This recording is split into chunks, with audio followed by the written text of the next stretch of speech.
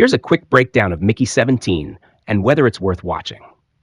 First off, let's get this out of the way.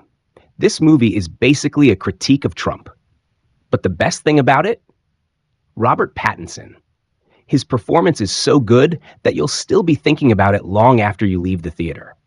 The story follows Mickey Barnes and his friend Timo, who are completely broke after a failed business venture.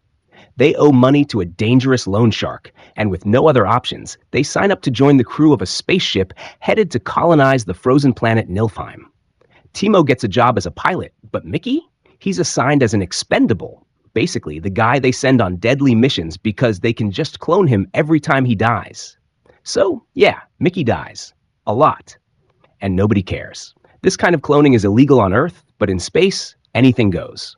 On the journey, Mickey starts dating Nasha, a security officer, who's pretty much the only person who treats him like a real human being. Once they arrive at Nilfheim, things take a turn when they encounter the local creatures. The Creepers. In his 17th iteration, Mickey tries to capture one for research, but ends up falling into a deep crevice.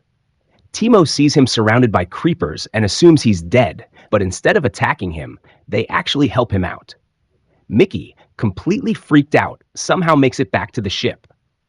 When he returns, he finds out they've already replaced him with Mickey 18. Here's the problem. Having two clones at the same time is illegal, and if anyone finds out, they'll both be executed. Mickey 18 is more aggressive and pissed off about being disposable, so he tries to take out Mickey 17 to secure his own spot.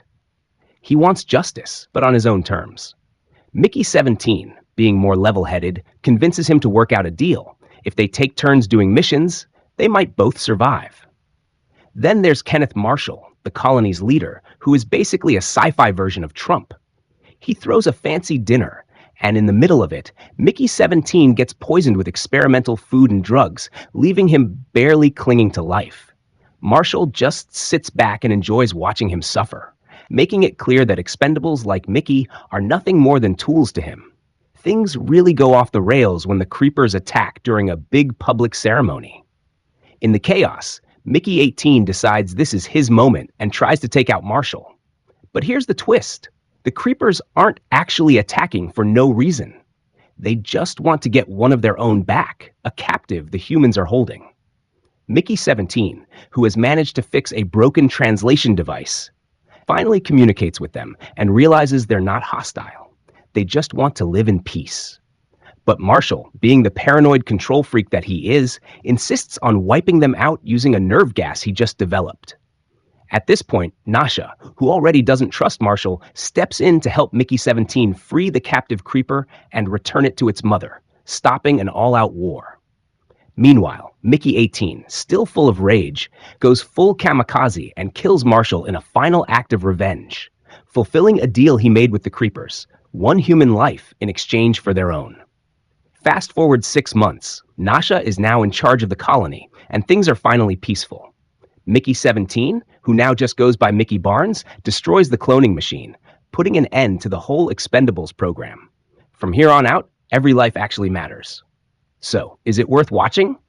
Absolutely. The political satire is sharp, the characters are well developed, and the story keeps you hooked.